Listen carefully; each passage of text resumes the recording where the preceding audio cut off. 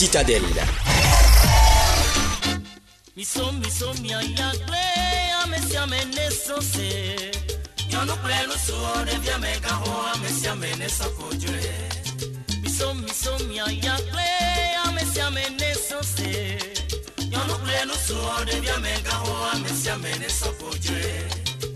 Musique on now,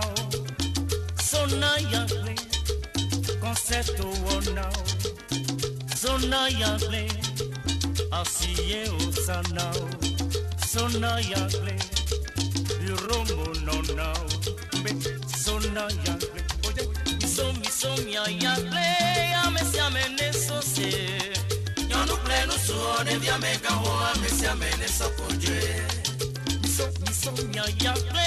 Amesiamene sose, no pleno suore via mega ho amesiamene sokoje. Anyigba muble namu, no vignon anyigba muble namu.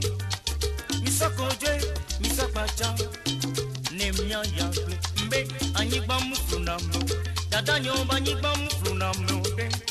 Misokoje, misokpacha, nemia yagle. Oje, miso. Besame so koje, miso. Besame so pacha, oye, miso. Besame so koje, miso. Miso ne mia yagle, oye, miso. Besame so koje, miso. Besame so pacha, oye, miso. So miso. Son, miso, ekwa, miso ne mia yagle, oye.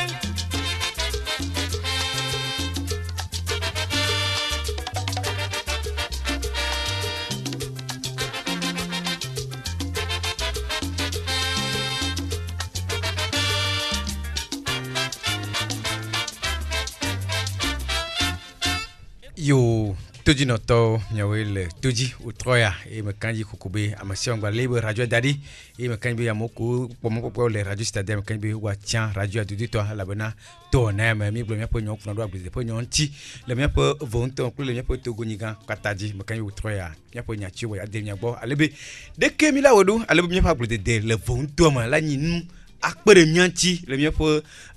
zozom se ya mekanji nma tai radio Citadelle cho na se dari be se kpere agbede lonti mo ni agbede lo de po lanyi ba po no bi agbede po lanyi kudo to mo kan to ku de ko to mo kan o le mo wa to jina to nyo gba nya vieux se gbo le mi po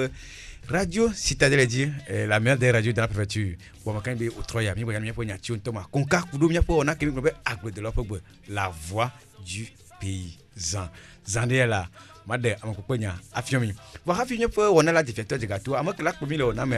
mi ye ko be nyembo de chola nyembo subovi Michou le champion on avait ya no bien godo ana si ton muji e agbo ya dro tro anto ni wa ko ke mi wa ko tro ka apoto ni odro kofi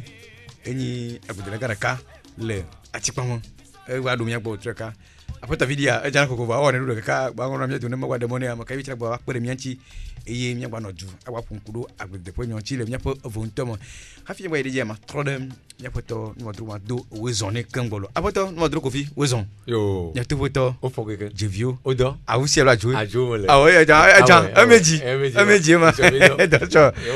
yo nche bono do bono mi po vontomo to kan la bana ne mi yo mi da ka mi tonemia enyina jijo ne mi ocha la bana mo de ka mo la hatano amode sha la fochia amode da la boa happy boda so ya le pe nyate kwa makambi wa utro la no boya no akpo no boya de edro mo sha la kwa senyanko to jino to makambi hafi de mi po ona je mi to video le ale bi mi travail de mi po tanyon to de cave de lo Marco le disciple m'a défié en vidéo en remake. Vos grands bidjidia. Vous quand faisiez le ossia, pononyo. Mi la fama. Nkamida. Yo, nyalo mo yongo mo yakwema, chicha ona mia. Wo mo la siwo. Alu mi ra decide po. Ne mi da desia mi bunla makbora. Yo a desi nyu ya mi da. Man ba plie. Kaka wote mana mi la samudi. Okura le loco de tusia nya nya nya. Adi me cario. Para tal goro locaux de poussière nya nya nya adi me cario e ora menawa ojo le tendeo ora menawa ojo le tendeo ya kako to kora kama kandiaru de viori vole te copo zaviam adi me cario Procurare loco de poussière nya nya nya adi me cario Para tal guru de poussière nya nya nya adi me cario e ora menawa ojo le tendeo ora menawa ojo le tendeo ya kako to kora kama kandiaru de viori vole te copo zaviam adi me cario Ok, ne le be yaba de me carrière fofunya, ma bijaton la sonna anayon more, a ganto la lo akori, wafle koku, a plak para, salmon la bafa, a clan la pledo, a pamava, diadwe, jomi kanami. La fleur bon lia o comme tatata ne desi abivo la fusabule kotamane oh na madro va pour le kenyare la kaka la tua lobby nduma adan yo vodito yina bonu makwa klo na semu le bakli le tebio aklari so la pleno kaka from vie la pleno kaka anasco la pleno kaka papa chocolat ntocha la pleno kaka mi trova afrika ndudu kamiadu anumaya de bayodu na boteku na bolu Bio segbefia na bio jene dakonan watu no be na deme black boy na kaka black chiare ipo icha dune ya uvi ketechi ibonu ndudwe oli bigare mi makpara ka trio na sabi le sénateur da deme klama khona moto Michou le champignon voix hafmi de mia po ona kimenobe agbe de lope gbe mia azidu de minute de kade la bona mia doto de ka tromogbe voix on a dans la radio Lomé ou dans kolbe a poto Alfred Koulani yo na sport bo nyole mia be radio Lomé akwa mia chomiti de ka asa ide ngbedu vie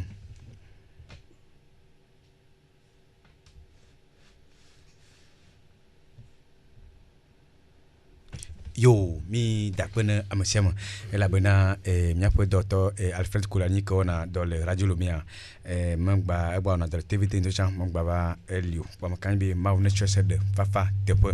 yi mangba ko be chokeva ya le riko plogo do amea o basando ko dans ko libe journée mondiale de la radio donc du chokeva ya du ko na kamia radio docteur comment o du wapo azan chokeva yi et mon receveur ne peut pas s'engager dans le tokwe travail wa makambi outro ya le mia po na komi dan ko dibe agbe de la po gbe makambi ingwa no du et si les simolo bono kwa mia poto avidi amenu dia ichan agbafado mia gbo kwa makambi mi deton le mia po roi mo fia et makambi numo ja bobo 30 kro la bena yible kokube mia po odo ya on de kamate wo do agbe nya kunyomi le mi ne bo se nya agbe nya kwa mia chado mia no alebe mia no ju adandu kudo mia po agbefo nyonti kwa matrode apoto avidi amanuji e mado wezone apoto avidi wezon yo ahomea ole divio odo on a bien aussi le programme aussi le ajole gbo et choba ko nyawo le ton nyawo ko ton bo mi da pe mia pa mo ko mo kan mi ko mi so gbo lo konvo e mia cho mia po tanya so do mia po tanya ko mi bi wale be la agbedolo ono do vovo na afio po koji chocho e maglo ko be nchomi pungede kudo mia po fio po nyanti voix afi mi ide nyochi ko ntoli utro ya kala ma trode nya gbo de ka ke be wale be mi le na gbaju modura si be baluwe gbaju tuma apoto vidi nyachi won de ke mi ale mu je pe ba ide mi apoto nyojiri wa choru da apoto nmo dru ko fi kan bo baluwe nya lo nkai yo jomu mi da pe mi agbo ko be baluwe ni eyi de savana pronami do na file kwa gbajuna afi mi tora nyamo doji ko be mo ga mo po vo ne tututu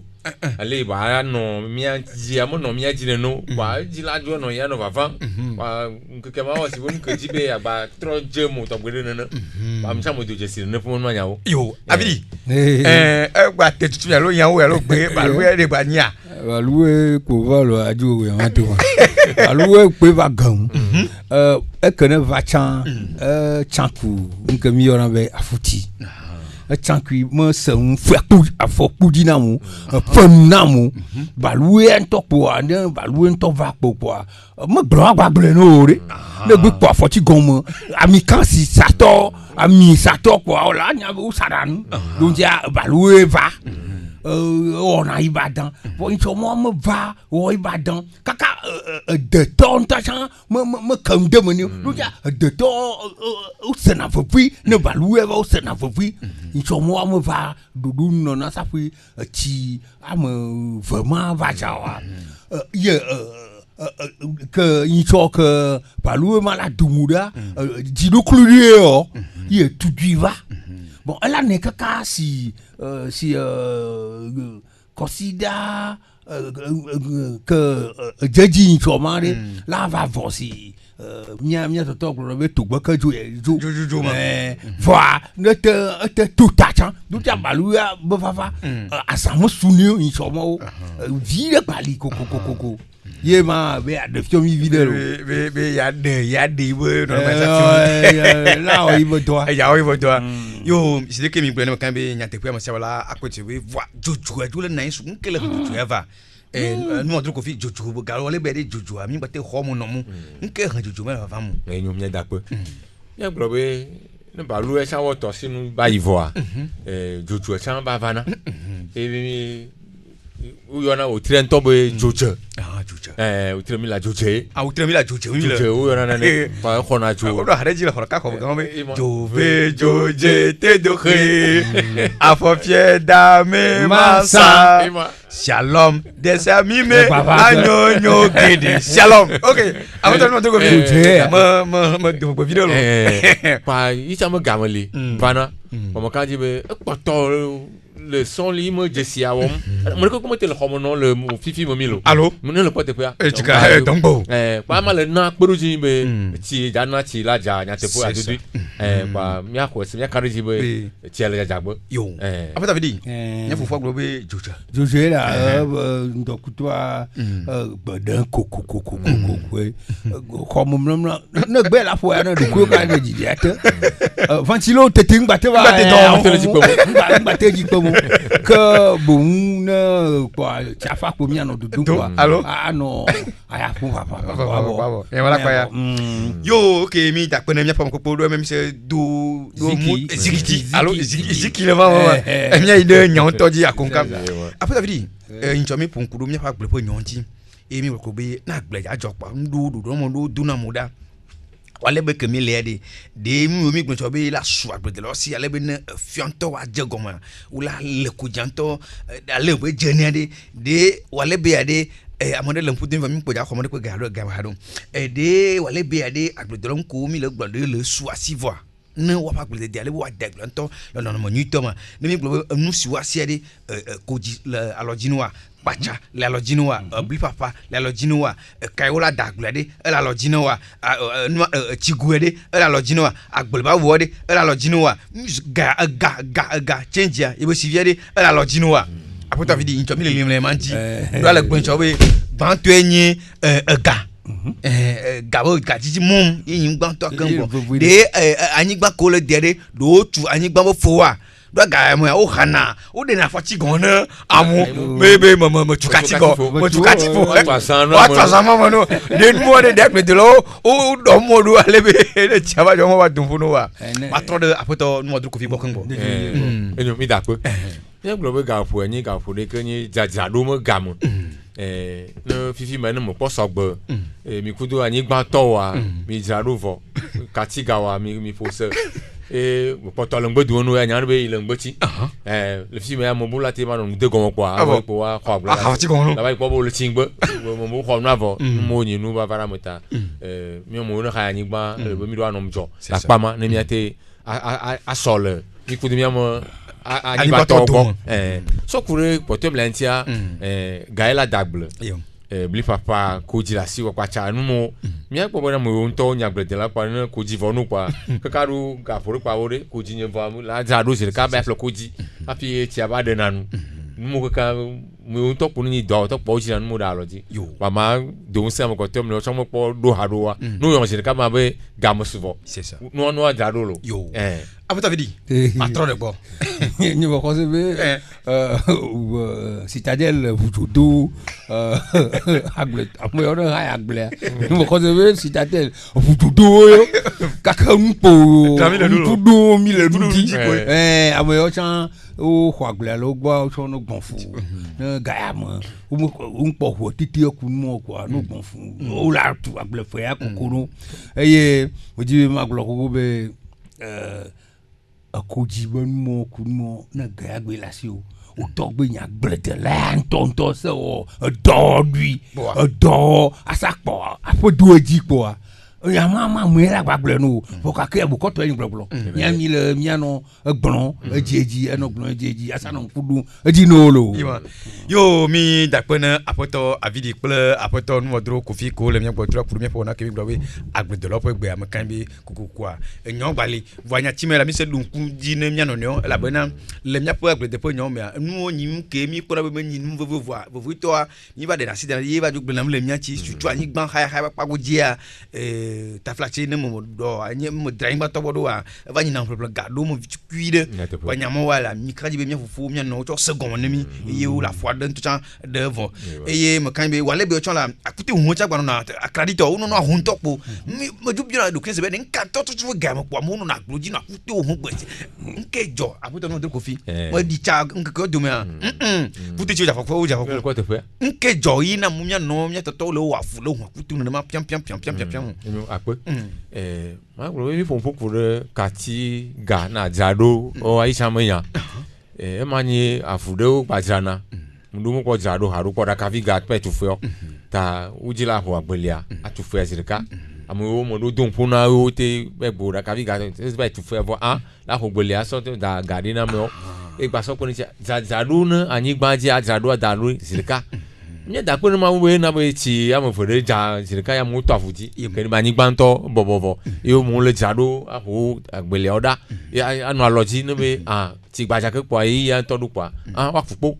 ene npa we sadu kwa gbafe wa ma do alo pe ro ti be o le jado le wolo akpe aputa vidi nya chi ma ma fente no we apoto no drugu ko fente no ma fente no ba ni mo jado ko no aputa no dro wa nkru to do la mo di chadi do afido la mo do pabli wale be ya mo do pabli ta flash bli mon papa wale be de ate domia ji ale be kalo to le tesi ma po le ko le wedo mo do pabli de cave do mo le po mi da ko ma po we nsa mo chon ku po no mo wo re kayo mo ku to le ya ama pabli ga mo voa te pe février ya mi pa na blue de mi mo igba ya ojo no wa we glo ke topo to we wona no akpo va aba be mi chan mi kwato lewe wa do nya ne be ti atogo mo vire le mo ya kwa ma mo ga wani ga mo de vedete gba wa kwa abli ma ku ne va flesa wa na do le mo gboro va mi awe po mo ko le wa mi ma da kunu anyi alo mo nto gbere jajado alo kurusu be na amo kwa plan le no va gbo aji nu ni to mo ba ina ma nu gba wa no to wa gbolo mo kuto enti kwa mo do choma comme ça actualité ou vite qui répond actualité to mo ima paja nto la vi Jackie chante ma do wa la wole ko la wodo yo akpe wa mi gbe chobe kaflan avidi Bati chok bla we awu agblede la ne benya agblede to we sek kafla lo agblede to sek no nya de nya mama le tefu amoko fe wale be de mo chomo do raison wa mo be no we seku no nya mo tagbo bo seku no u blon mo tagbo bo seku no le do mo ya we po ya de po ye mo mo no na nko do ne be seku no mo seku no no nya nu zinde yo mi donc agble oblique à mon favaya beaucoup to nina test amelao allo nyanga amodo ko abo mo bal no wa on a blimo ce on a actualité que yon blimo mo subon mo ko fiden to cham o ge baloué à ne tout mi bleu ye fenti à botona e fenti botona no be tia baja ni chomo va yi mo tu la pobe blima la choifo la kakala to ne kwa jina no la chopu la yi Bon, Malume. mi me nyanu yi ne le dziamu. Agbedela me nyanu yi me le dziamu wa. Ye wo ne kpona. Mawe kpo. Ye mi ba yo be se ku no lo. Yo, après, me quand be wale be kemi le lo, me quand be mia pono tonusia. Le pe gbe jira. Aba turu visa wa ya do ka we. Pwana le galia do bitu so ga so flou de chamote we. Allo résume di le pe ni mo nyo. Me quand be tuji no to mi le mia po premier pono kemi gbe akpete lo po gbe. E mi le mia gbo utro ka. Puru mia po no komi gbo na de le nche mia sia mia te a de go ale be mia no tu adra no kuro akpete po nyon chi le mia po petit do po ba nyi gbandi. E wale be kemi le pompo mia de mon akpete lo be mia te do kam la bena mia wonwa ale be mia wele no no monito be mia pere mia no nchi mo de mo nya na mvo kanse wla no de tu abo si mesia ye fion de keche o de kala la ni nko kokko jina on to chan bo na mo de jibia do o na mo ya do kam pele mia mia bo number wa mia de go mi mia mi le blashike na de ko pele de ka na de ko pele maton blaton vo de ke ale mi le blashike pele de ka blan pele de ka blandran pele amave bla ton ple amadin kwa chonkui mia gere mia ji e on a que mi le ami dans code be akwe de l'opogbe la voix du paysan to di no to mi le mia gbo tudu mia po na que mi gbo be akwe de l'opogbe radio sa tese do ku ji be ya kotu ejina akwe de lo vontu amole to goni kwataji la bona de akwe de do le yi wale be do la tro wale no am tro wale no o am kwa am kwa tro de mia po am ku gbo be mi le gbo akwe de l'opogbe dradu de ko dradu do eye le mo ko de mo re ne kele nko mi dan ko be yebo sivia ga chenjia modele kapu mi me kambe mi ja kwa kamya kwedo sande ngwa biju nya kwe sande ya ele ne popo de do mo me mi le ko be ahia kokobe agble de dade ga jimum fikato kaka akpo ne popo ga de ka wedu alebe de ga ba sucede aso yibo do kudu agble de po nyonji apoto no dro kofi anogbo mi da pe agblede la le zaza do won ne gaji si ke ba so dagle ti ka ba po gale ma ke le va be ya me do futu le ho ma gbeli o le jalo le dadi ne gale gumonia la ba ne ti ba dun kwa la chopa e ya me do ko fu na ga ka vi mo mi gle cha engrais peuple nous zaza do mo na fo nu wa mo trate la te kunua gae ne gamomo la lodino fifi mo ya wa que le lengbe du tina glanto de devant ta we ya boto le ron le jibe gamomo no ceci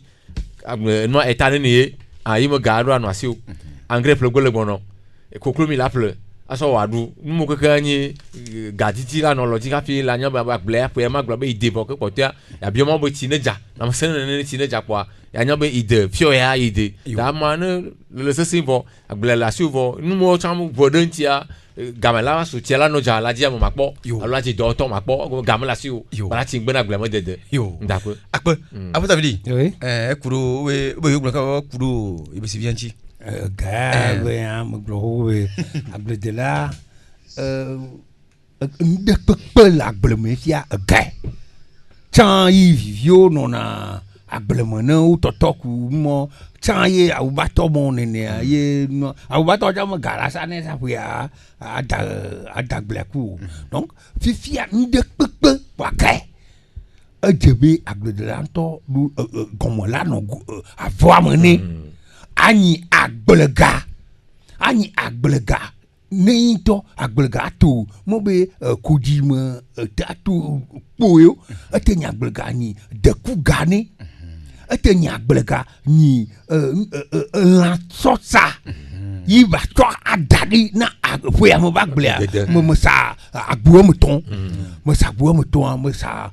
bontui am adan mo sa kulukulu chakri yo mo sa chakri zinyo mo sa kaka wa yi foya mo boka mo dadi elani yento bega ni de kuku na be agbleda ba donku agbleda na nku do le gami microfinance ntia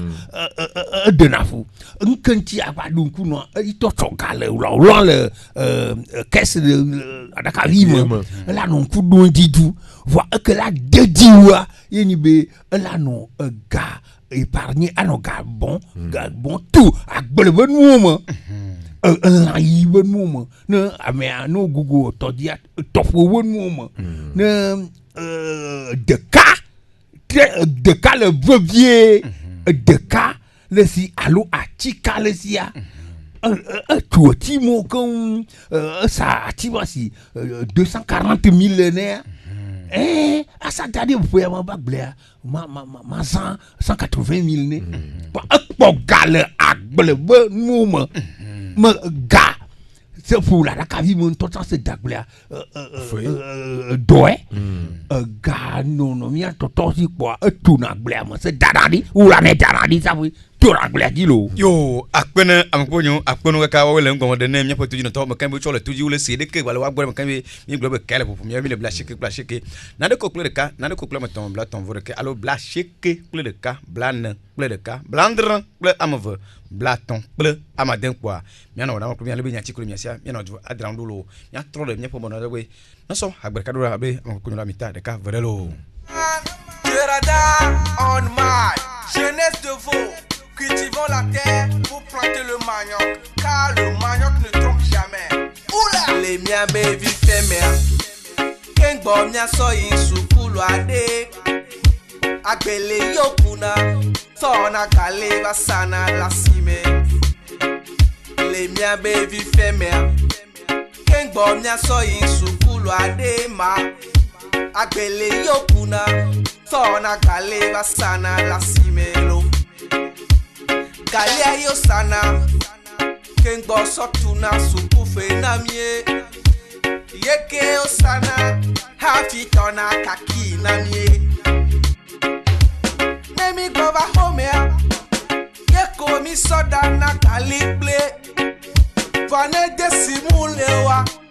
Yeko mi tone sinuna Nuke mi sowo na galia Peli Nuke mi soda na vantia Peli Après Camilla pour Radio Citadelle. Allô? Allô? Allô? Oui, bonsoir. Ah, bonsoir. Il y a des signes. Oui, Jean. Ouais, voilà. Yo me tu vis quoi? Madame Misso, commandant Conti. Commandant Conti, Jean, d'abord. Ok. Je suis venu voir. Et à Pireba, donc on dirait, me dirait là, il y a un Conti, ne dirait là, de quoi. C'est ça. C'est comme, il y avait une explication alors, comme on est bien, mais donc sur le focaliser, à Glegao, voilà, à Glegao, c'est-à-dire que à Glegao, à Mako, moins d'idées là aussi, que y a un tracteur, alors nous, à Pato, Bato, ou là, à Pato, non, Mako, Soubé, ou à Glegao, là, thème, ani à la production là thème de moda. Parce que comme des, il y a vraiment des mots du bail et à ma cour que n'y a que leur simple tu quoi. Et donc maman a l'objet pas tellement c'est ça mais là moyen automatiquement moyen donc le mieux c'est que n'y a pas expliqué a le n'y a pas explication mais elle a tellement penché viruda à ma cour c'était mal sur ta disposition pour ta apprendre que ce soit ces relativement non profitables noa bon relativement quoi puisque que n'y a le suivre mais agamaï me dit ma tout ni de amako pour relativement mettre à fond le que y est pas de là où le temps ça que n'y a pas pour comme do gaz ça à facteur à l'eau à eu amako boro avant des carrés des hectares pour pouvoir avoir à la fin de la saison bon des récoltes assez bon, c'est comme le plan de quoi. Ok. Voilà. Donc, il y a un conseil, le petit matériel bâti que il y a le détox ou il y a mis le compte où vous voyez. Il y a un signature sur le tracteur plutôt le béton. Là, c'est comme dit quoi. Yo, mi dak, ben mi afufu Jean, que yo mi cho quand d'accord j'ai mi dak ben kaka mi bloc oube américain le hatano. Il y a sucre, il y a chauve amakambe. Mi o komisi. Ben ne mi a té de gon vidéo kudo kan flata flata mo ko mte temu telwasi ko cho la bla. Témoin de sur tout pour nous le Kemila ou le comme là se décolle alors ou chala cho sirika mondo cho il est que le dia on a souvent une fois du sur le quoi mais d'accord après toi Jean et il vient tiens moi voulez nya continuer après toi vidi nya vous Jean ya que gloire Jean apprenez bon ne be suivre na mi quoi me bloguer a ai sauver mi alors 14 alors 14 oui ma blon alors 14 mi ami chou no be alors 14 ne baglu de alors 14 bon vide là non si nous dia alors 14 me dia ko ga si que ga que glomi le avec le clou mi cap l'engrais ne bon yi to le ne pro pas mais amande bora kawo bien ko radio Citadel allô Tonusi Puito Arewa fidèle yo akweka Tonusi Puito Foa mi ko gbonu la aola flou ba ti moje gali flou ba ti moje lo réseau mo do yiro wa connexion mo lio na tro we gbe la ba gbe ya Nchamido.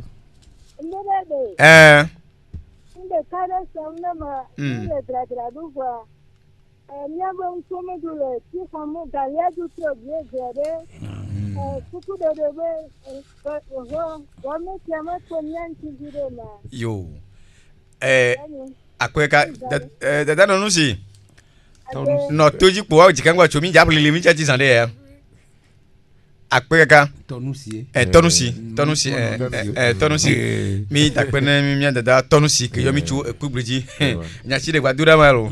mi yale sinti zande ya bo mi fufu Jean Banya ke gloire nya konti afi ba de nya dada tonji mo zebe nya fufu Jean c'est en comme be ne alors ton kabaro mo la si o la chokaba ne gbagluto de pe chan la jagbagba a ona l'encuit de Kemo la nation nyanya mete japle moi Alain amevo la signe bon la signe ou non a pas man nous ne ngbe que quoi mo be pas man c'est zindadi kaka sou ziton zine quoi mais c'est kaka ko moi ni mete japle que bien donc alors de 14 mois yema gamin losi ne gbe de gamin losi nana chawa nous toka jiji amade pekpe me le buntu eme adunku agbeli nti be asa ya sa tu agbele fe kaka asa va flangre agbeli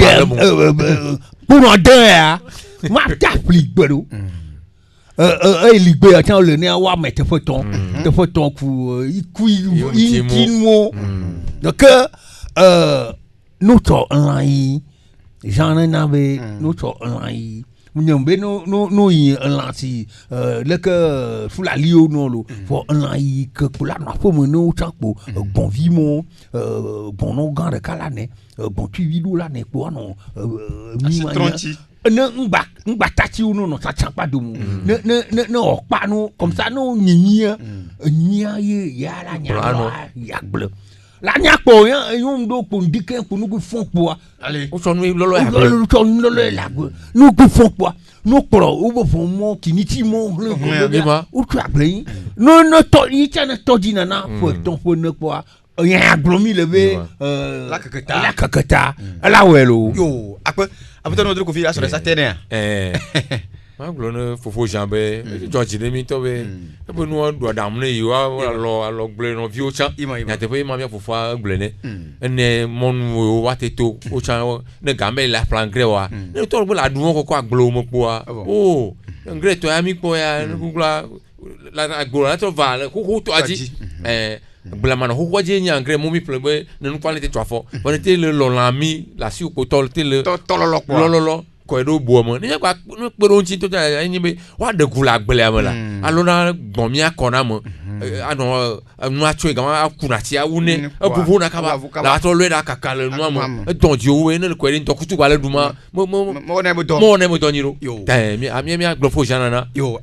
am ko to no wasoro mle mo yo akpena apoto video akpena apoto no odro mi wele ngomode mi afu jan ma kan ne mi mo popo o mi mo cho nyi o lo voir o cho susu de kavo do dara po ma kan be mi le o vivi na kwa mi pa agbe de bon ko de dia ala ine mi ko mi mo ko nti te gande ko le wa ni che mi no vivi na kwa je va que amorolo Nina. volia mia da que yo mi chupu bridgia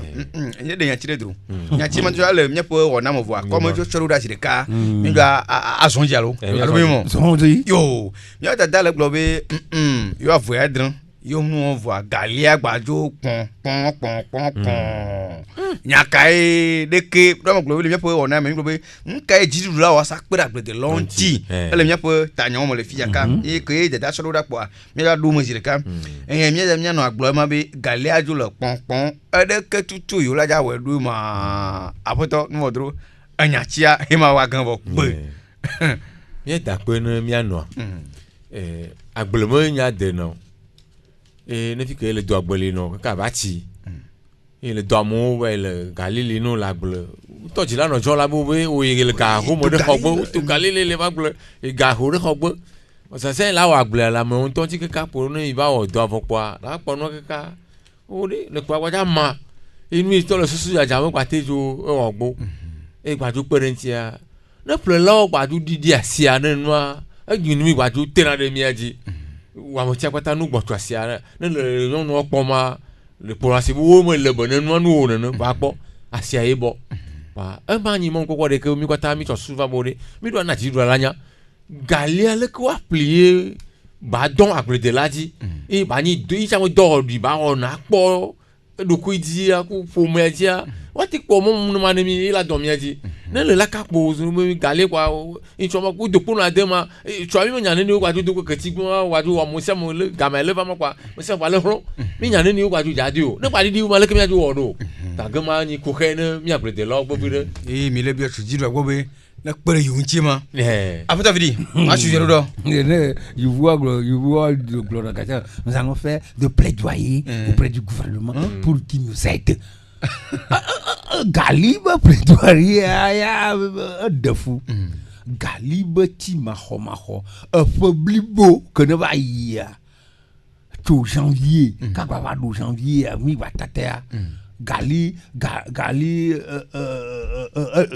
dompe abule de lando bojo galiba ga bojo abule de la ale gbegbe atiti ento channel le poe le buaji ento channel ne le yaglea de la ko mama ne va ho alo fa brea to la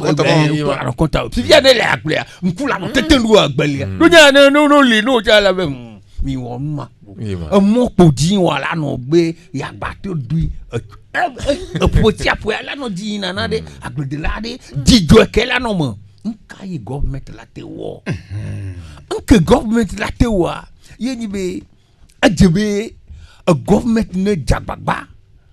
ne agble nku ko ne le government le agble de lo si ne la sa adodijo no wa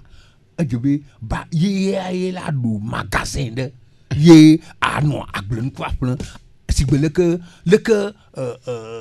do moto ne ski pakistanais wa molua Pakistan wa jije pe Ghana dia mo yo na le amene mi mo yo na le vogan mi mo yo mi se du fwe so ma la kokku bi government africain se de sakuma galia de le matano galila no sakuma du ola no sakuma du wa we 50 kilos wa we 25 kilos wa we 10 kilos kaka wa 5 kilos tandu waouh non le government si le secteur des bêtements ko government secteur de Gali au moins de Francis Beniti le secteur de Gali le secteur de Gali de waouh magasin ne be amede be ya afle amede to gondi ja afle mi am vogan Gali gia government si apliano government apli ma va afle Gali le gbekebo voilà elle va appeler Gali tout Doudagbe kakasei Koudagbe government appelle la appeler Gali Tiragbe secteur de Gali que me le rêvait ailleurs djebe government là assis ce qu'on c'est incité de l'or eye enu keke la no segbe ne we o mi tati galia ne galia mu budi zeton ndala o nya ki ko se mu ganti budi zeton un cagbe volto pour le que ti le vivant pour ça puis de poum de poulimon ou c'est maman de ti pour te content ou c'est mon kaka et il mi va do ba vima pour va te mais et galia ba nous et ne mien khwe doa mien khwe et pour nous attend pour nous attend bonda va pas yo le moi no da pour sans iko to lo c'est coupe mon caca mo vaida agbedera alors ye mami no na yo be se kuno nya kai no susu to ya monti government no susu to ya monti na agbedela si gbele ko o pate gamama pour le nifi gamama pour le coffee gamama wa no we ni galicha mi le atete do suboe le que o ne coton le que o ne coffee kutomo wa no we ni galicha yo mi dakpena mpo bom de ta to ino ton chamele sene que le pere que me sur mi agba do kam 99 01 03 31 91 41 72 36 miano do nyana kada kalibo bobo nya i wa do go treka bo mi fufu lilim lenchi ugle treko la gle do vo nya ka ji ma bio mi ade ta flatilo no be maju le bom de agle de la nto ade do nto ma tro do susubu otromawa après ton Kofi après ta vie ba ma so do ko ngo d'après journaliste mi be susuma mi mane ple mi ma ha cho se groupement lo coopérative ko mi lo do kwa mi mane ko be do ani do de ke mi kata mi awo de tu bon mi amanwa pour susube le ameyo na cho gale va si gbe ya mi awo do ko mi o la so gale va si asikira gba te mo bo so gba heva ne no ba bo la si am gbugbo wa ple la sama ma dugbo si ne o wakakia mi le dada mane mi no voa o de considère ma kokele di ça sent les di nyoko ta msia mo lo no akwase am kanya ana ikewe nous ple la po bobone susuma mi di mi no o te sen ma gomo ne mi por ma ke ni o da ju mi va si chan le ke bo dro ya gambia chan gambia sa asian atemona onwa o na de cha o gambia cha no ja do ju mi o choro de se de na gone atro ngoma fichukire no lo come ya manya be amia de di mo kaka nyola ba do be galo vide kaya badai ya na kake ma no le tetre mi agble de laoji la pa na be me do obsession awo susuma kuro so de mo yo asa no akwasira am mo yo so la se pire na ba no wa ne wati azon no minure nda apa vidi ya ba do la do fu na we ja kwa fan of you asi agwa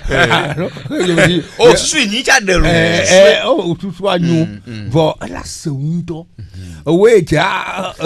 mi to wizan du ba kon kono gakle ne mi ade o kana to wizan du ba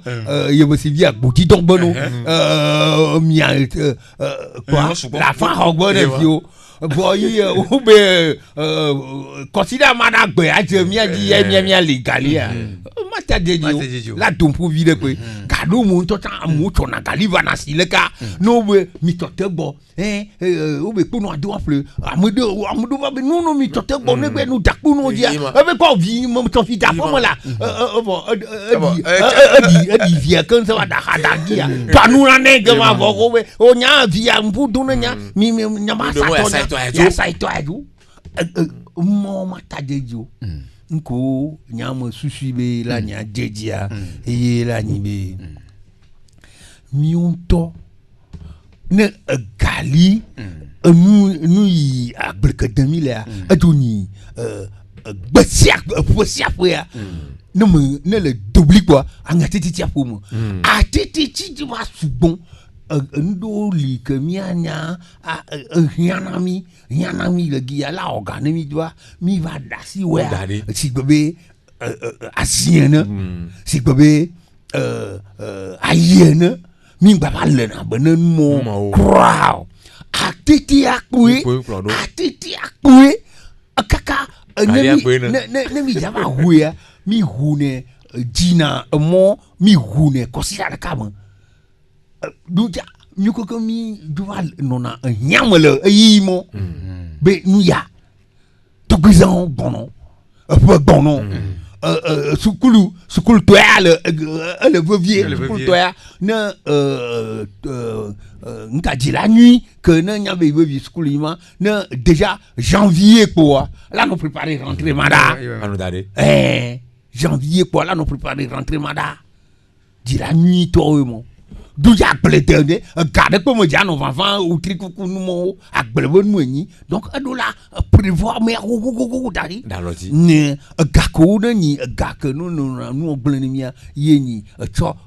atranito ma zele cho ma ple adaka dafi dato voir weke titi wa mana agble me jafu bladron lo bon le plat adaka blasi de ke yo nya sansan ko ne la nya glem ne nya didi akoto anyan ke mi la o kwa mi jam nya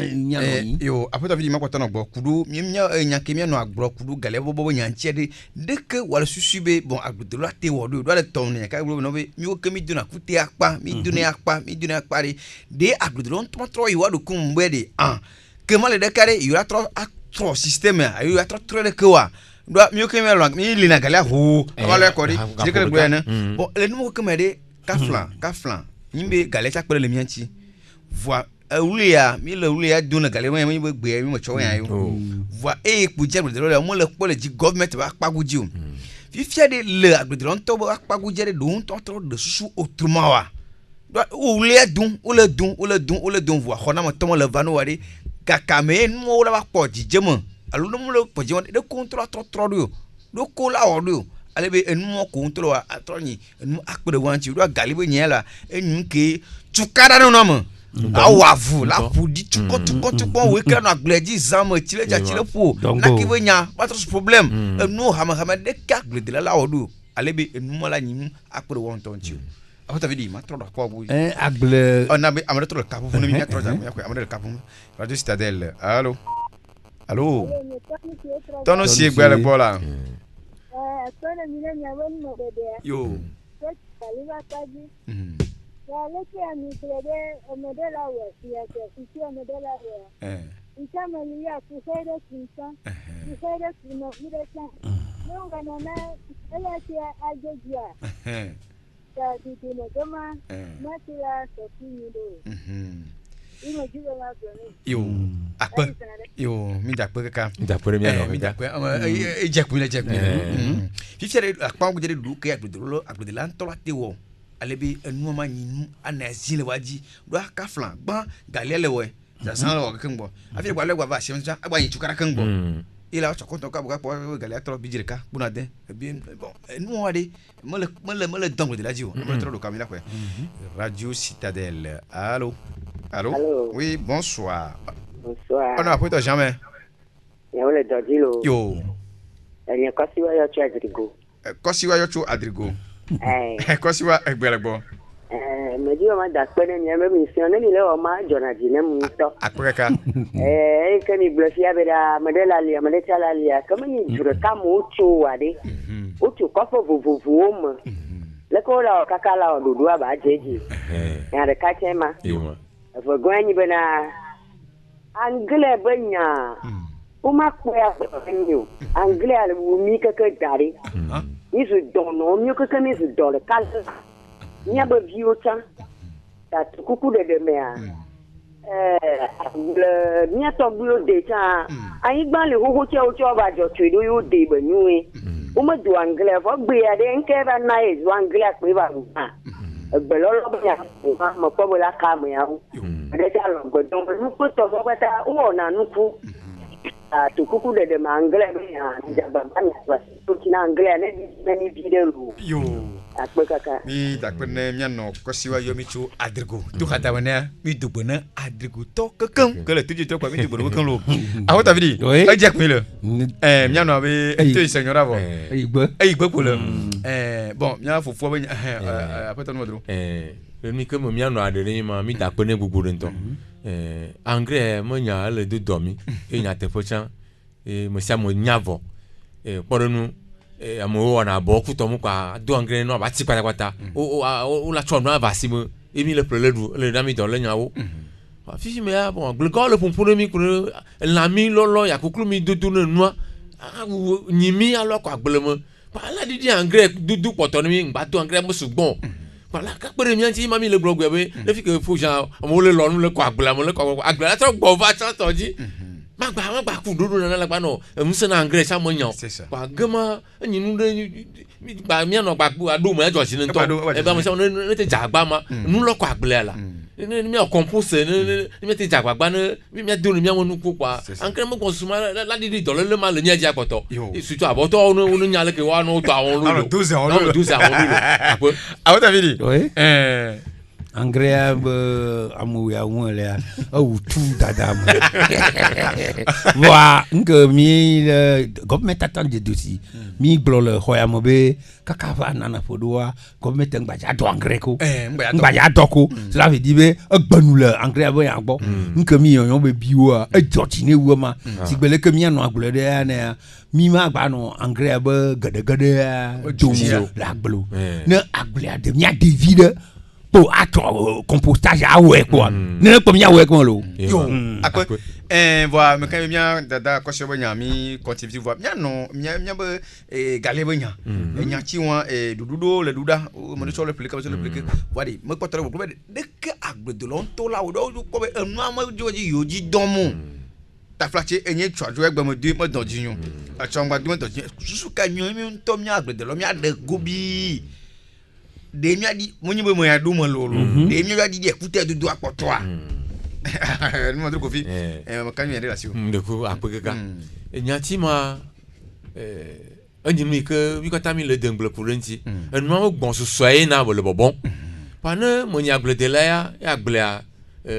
etar kanyi mo mam apa mo na apa de ko vire ko so agbele pare ni ble mo pasi apa de mo to afire ba la ifan gade mo de alo mo na e bese la fide mala na be no mo bon so apa ma ton kwado agbele ade ti be la gble ke je agbele akweli na mo pa ma la pe de mi anti be mo de chakpe wona na no ma gba adai no abo ho na ple la olo amone ko la ka no nya ko radio Citadel Allô? Kosiwa gbela gbola. Me di mo ma gbela na de. Amu yo so gbono no ase gbe adu du so na chati so da. Da no so ba sia me a. Le ka ba no so no du du.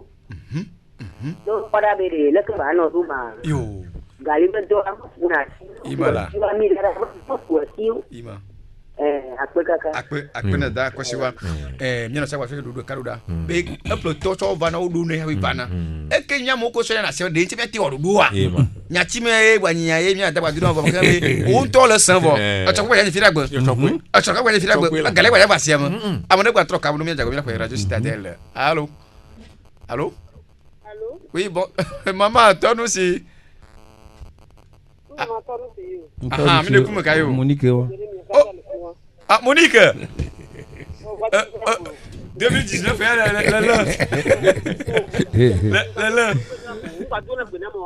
oh, là, 2019, là, Monique.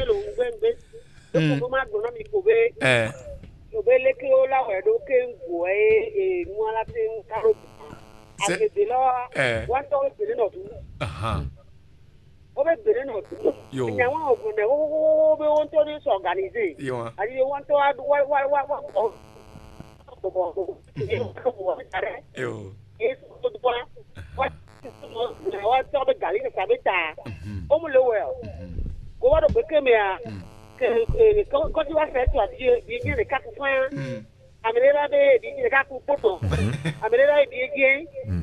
Gobe ame alegide ya we para katane ya jo ame ka ye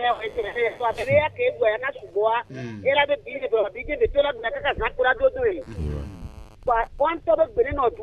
o bele tu kwa me ko bana galia plegbea o nya ta me yo o video tablet Yum. nko gwa e di o to na sorolo Yo.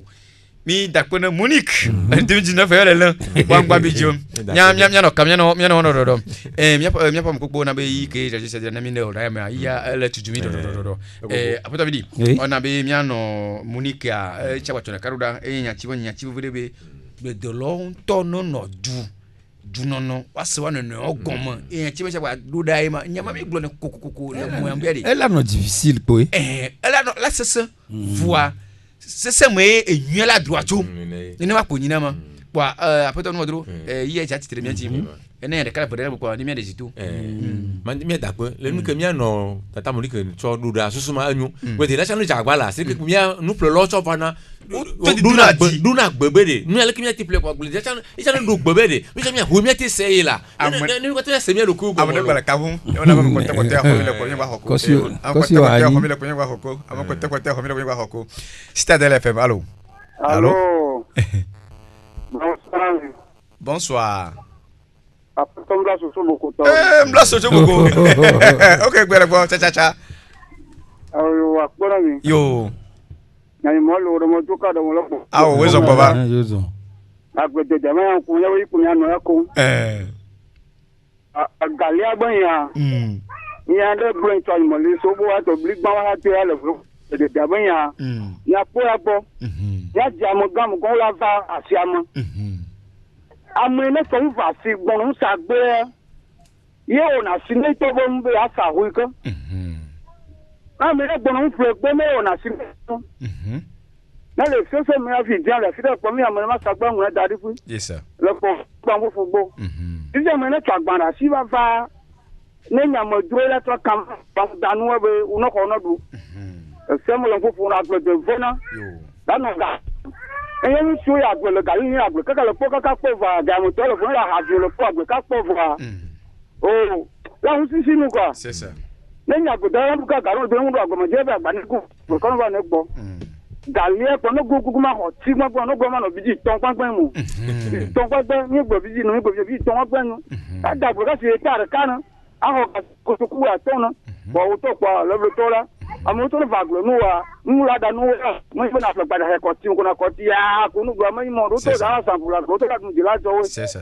ah pour on va premier de ku ku glo na gba dale mo du ta ku to asha mo popo mo e glo re ko mo dale mo ta bu tu ti na na bu ma mo du ko plan ga ta ti ko mu ko re ko mo fa yo mia fu fa ba fu du ji viva mia ko fi mia bojidi kami Gamé la trop et après ton mot il y a te mianti il y a un technicien là la sitomi il y a marqué pour pour tout clean quoi bien des tout et nous ma egbenyi asande et non to ba ça ba wa de bonne sonye agbotoglo akonu da akonu mo de bonne pour vigno ima ta signé le t'as vu moi CV yo maintenant il y a be antimi moi de bonne ku so ko vio kaka yo après t'avais dit il y a des tout moi dibe ma glo pour le bedu nya te po be le yo amode gbe mi so minute de silence there monsieur Kolani amodo la bio se be nka Kolani ma va no me dibe ma de gomo po be il chant na gble bonu ina mi chwe de émission mo do bani radio dola ina mi to de noamo ne gamale yibe nu ko la wa après de nu la no mo kwelo c'est ça ba ba logo sur le ngo ko fua si sagara ka mo to gbene kaka yo après te di no to ma kemi pona a notre fieka quoi ne gospel coiffure le toujours truc mi bi otro bo connaît la bena wodu na to mi fu mi Monique otro no ponyo no lo amoko nyimbate yo cha no ko ne ma be yi ati trimiachi ne ma globi da gba ncho yo da gba ne gba otro to ati fieka e izande lo peli legete kokula zu prefe peli no ke mi so na galia peli no ke mi sada na bantia peli no ke mi soto na fufuma peli ko gabe